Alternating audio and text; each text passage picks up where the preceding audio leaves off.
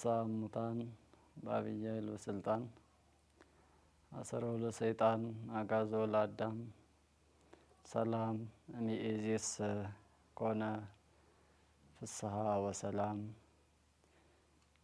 አምላካችን መድኃኒታችን ኢየሱስ ክርስቶስ በታላቅ ኃይልና ስልጣን ከሙታን መካከል ተለይቶ ተነሳ። ጠላት ሰይጣንን አሰረው፣ አዳምን ነጻ ወጣው። ከዛሬ ጀምሮ ደስታና ሰላም ይሁን ለዘላለሙ አሜን። ተወደዳችሁና የተከበራችሁ ኦርቶዶክሳውያን ሰላምን በሰጠን ትንሣኤን በሰበከልን በክርስቶስ አምላካችን ስም እንደምን አላችሁ? የአምላካችን የመድኃኒታችን የኢየሱስ ክርስቶስ ጸጋና ሰላም ይብዛላችሁ ዛሬም ዘወትርም ለዘላለሙ አሜን። እንግዲህ ያለንበት ወቅት የአምላካችንን የመድኃኒታችንን የኢየሱስ ክርስቶስን ትንሣኤ የምናስታውስበት ሳምንት ላይ ስለሆነ የምንነጋገረው ስለ ነገረ ትንሣኤው ነው። ትንሣኤ ማለት ተንሥአ ተነሳ ከሚለው የግዕዝ ግስ የተገኘ ሲሆን መነሳት፣ አነሳስ፣ አዲስ ሕይወት ይዞ መገለጥ ማለት ነው። እንግዲህ ስለ ነገረ ትንሣኤው ስንነጋገር ቢያንስ 5 አይነት የትንሣኤ አይነቶች አሉ። እነዚህም ትንሣኤ ሕሊና፣ ትንሣኤ ልቡናና ትንሣኤ ሥጋ ወይንም ደግሞ ትንሣኤ አልዓዛር የምንለው ነው። ሌላው የክርስቶስ የአምላካችን ትንሣኤ ነው። የመጨረሻው ደግሞ ትንሣኤ ዘጉባኤ የምንለው ነው ማለት ነው።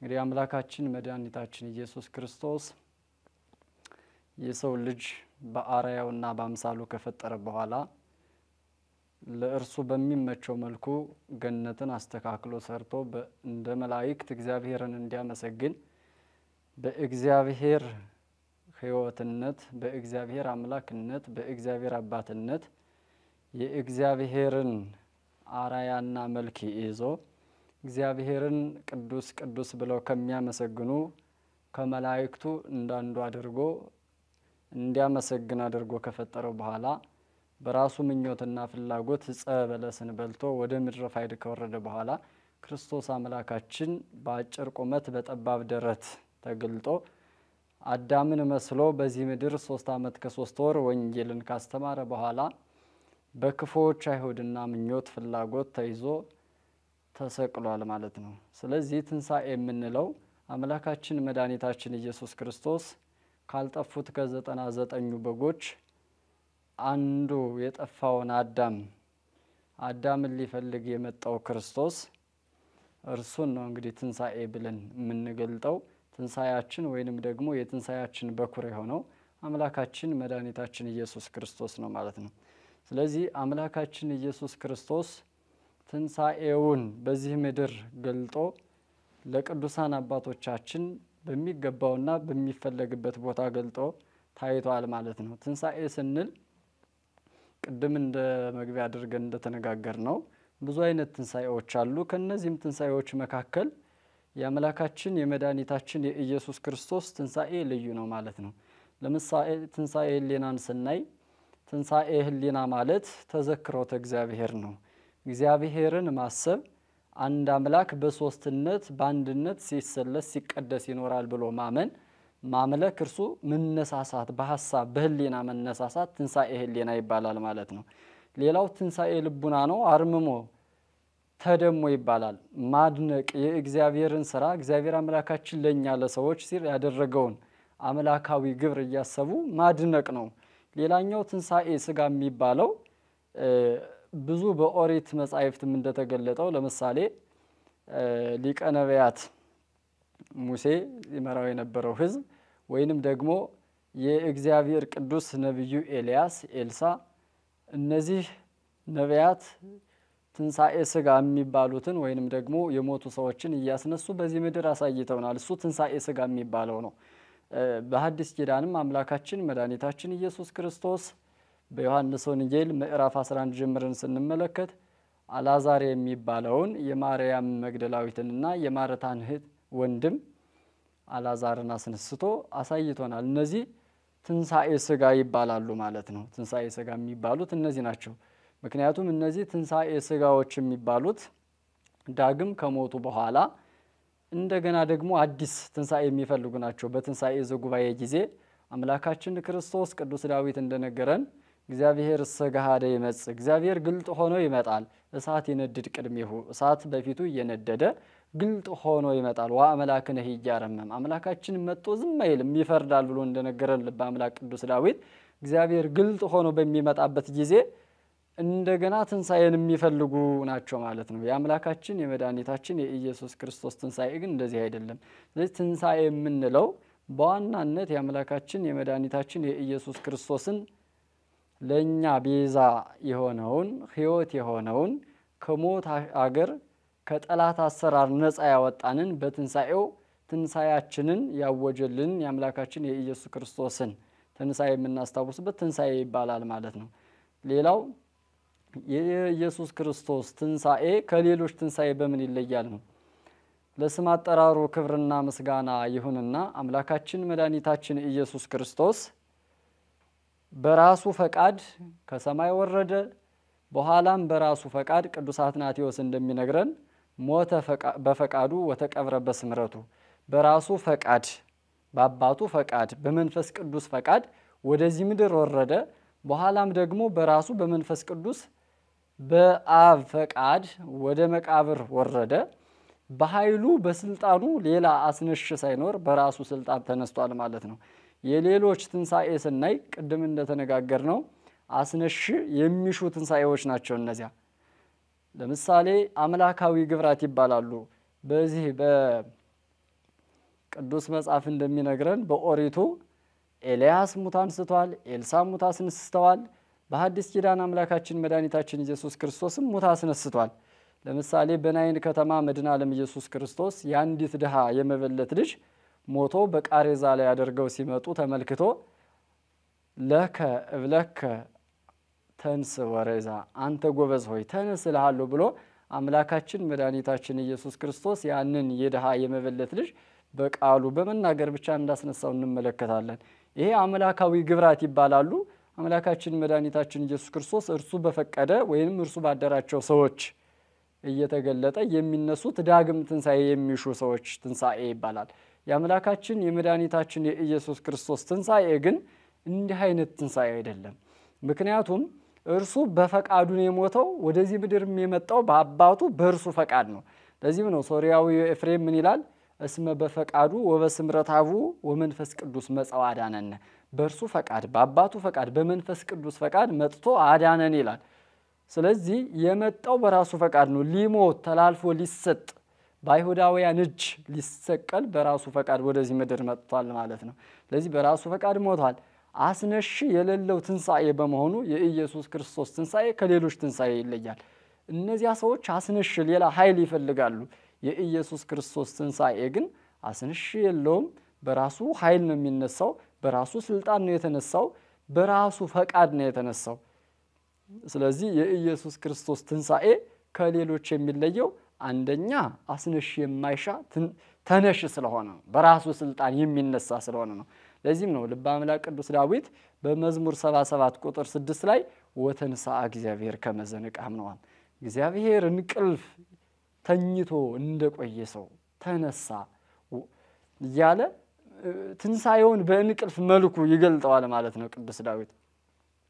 ወከመ ኃያል የወይን ጠጅ ጠጥቶ እንደተወው ኃያል ሰው እንደ ጎልማሳ ሰው ክርስቶስ ተነሳ እያለ ትንሳኤውን በራሱ ፈቃድ እንደተነሳ ቅዱስ ዳዊትም ይዘምርለታል ማለት ነው።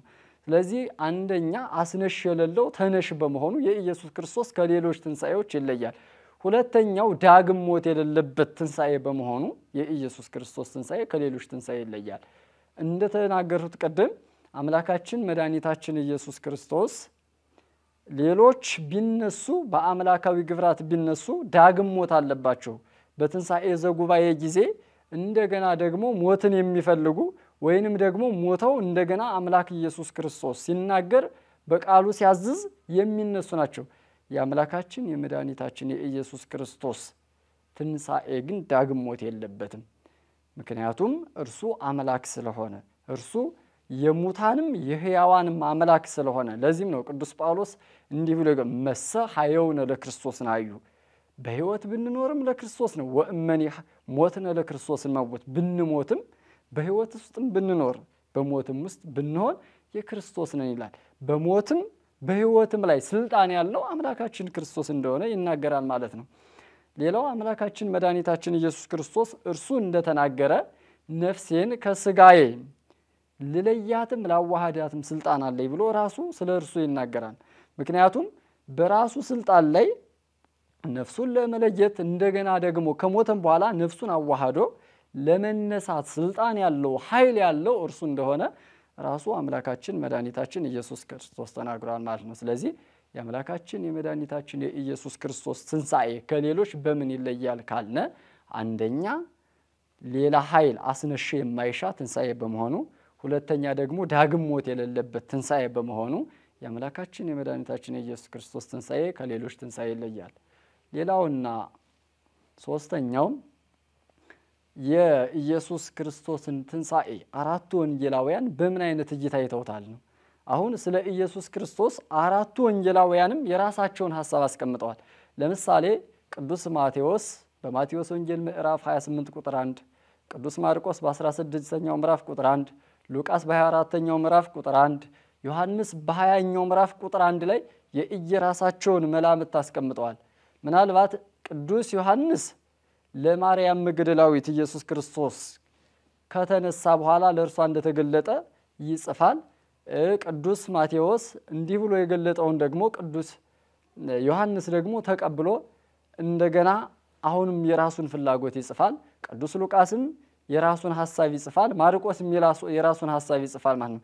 አራቱም ወንጌላውያን የተለያየ ሐሳብ ጽፈዋል። ይሁንም እንጂ ግን የተጣሉ ቢመስልም ሐሳባቸው አንድ ነው። እዚህ ጋር የምንረዳው ነገር የአራቱንም ወንጌላውያን ያጸጻፍ ስልታቸውን መገንዘብ ግድ ይለናል። አሁን ቅዱስ ማቴዎስ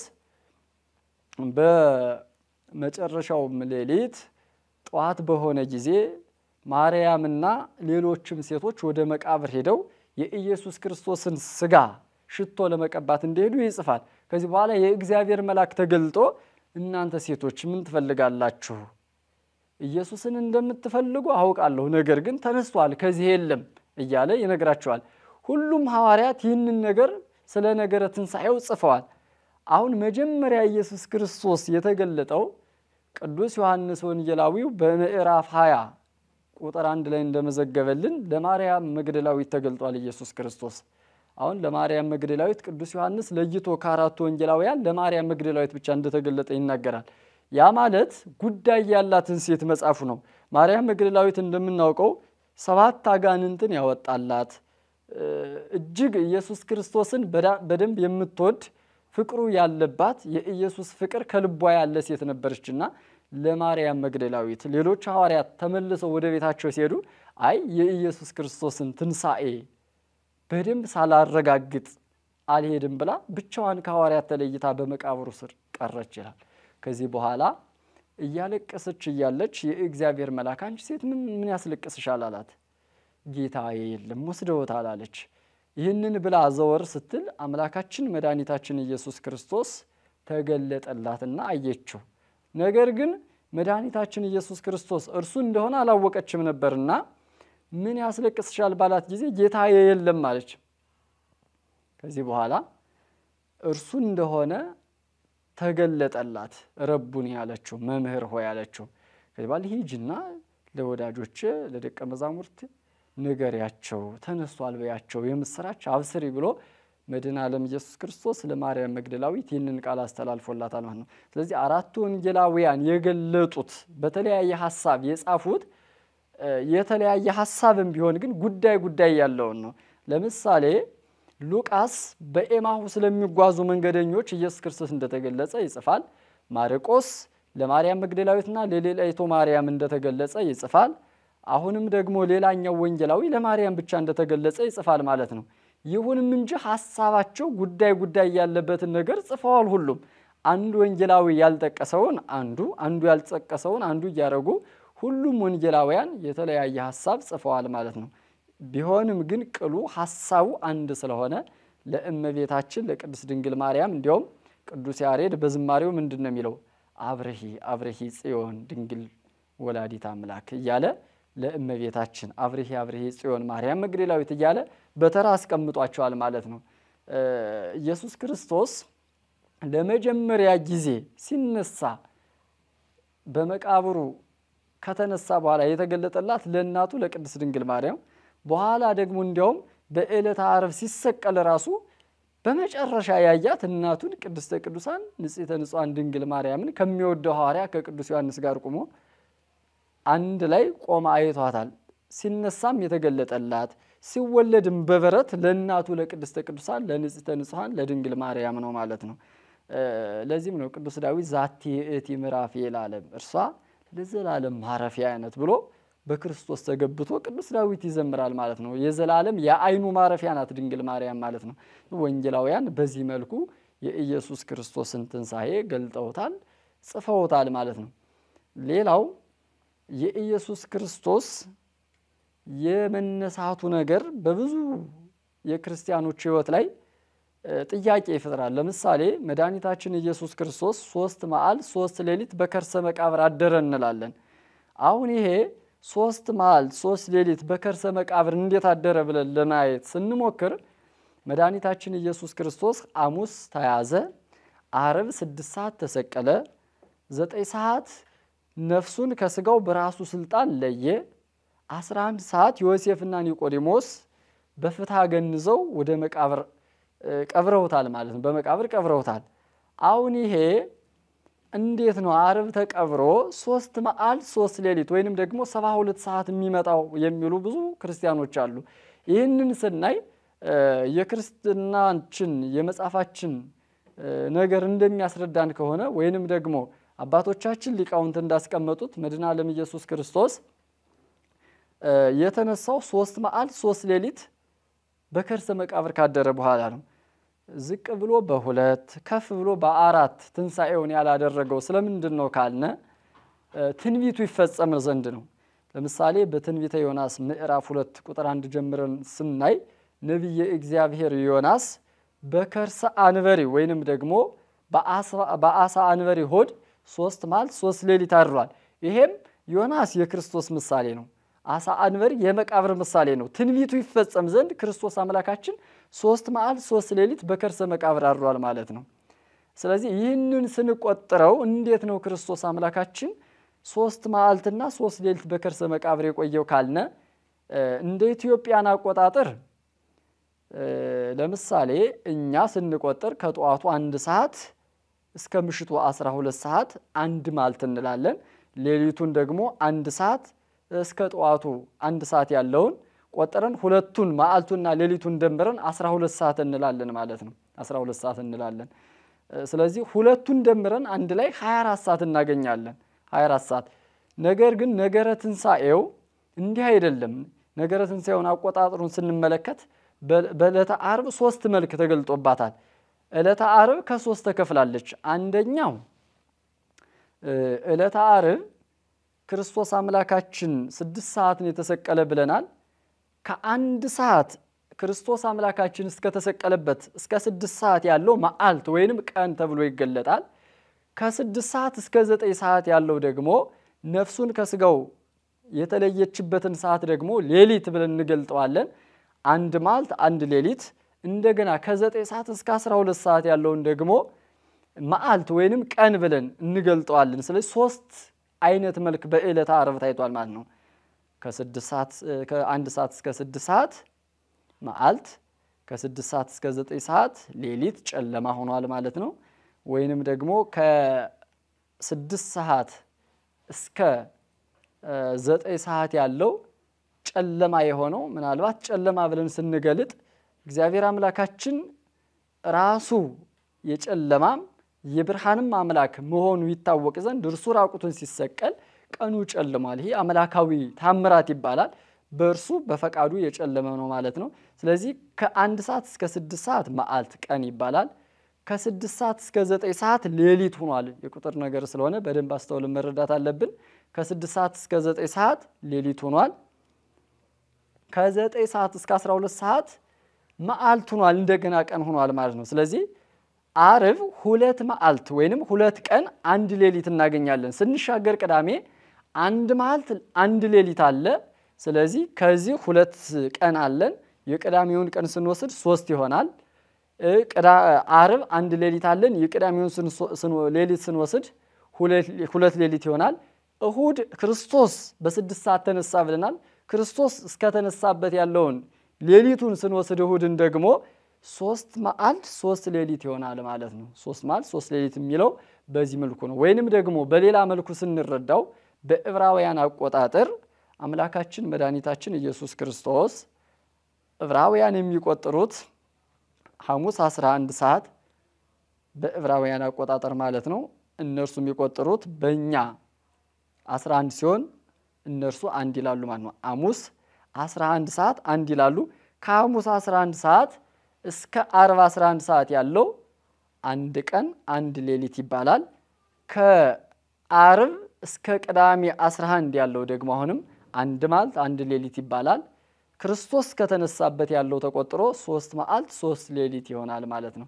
ስለዚህ የአምላካችን የመድኃኒታችን የኢየሱስ ክርስቶስ በከርሰ መቃብር 3 መዓልት 3 ሌሊት የማደሩ ነገር እንዲህ ነው ማለት ነው። ስለዚህ ነገረ ትንሣኤው በዚህ መልኩ 4 ወንጌላውያን የተለያየ ሐሳብ ጽፈዋል። የተለያየ ሐሳብ ግን በምስጢር አንድ ይሆናል። አሁንም ደግሞ በእኛ በኢትዮጵያውያን ካላንደር በዕብራውያንም ካላንደር አቆጣጠር የኢየሱስ ክርስቶስ የነገረ ትንሣኤው ነገር ልክ በዚህ መልኩ 3 ሌሊት 3 መዓልት መሆኑ ግልጽ ነው።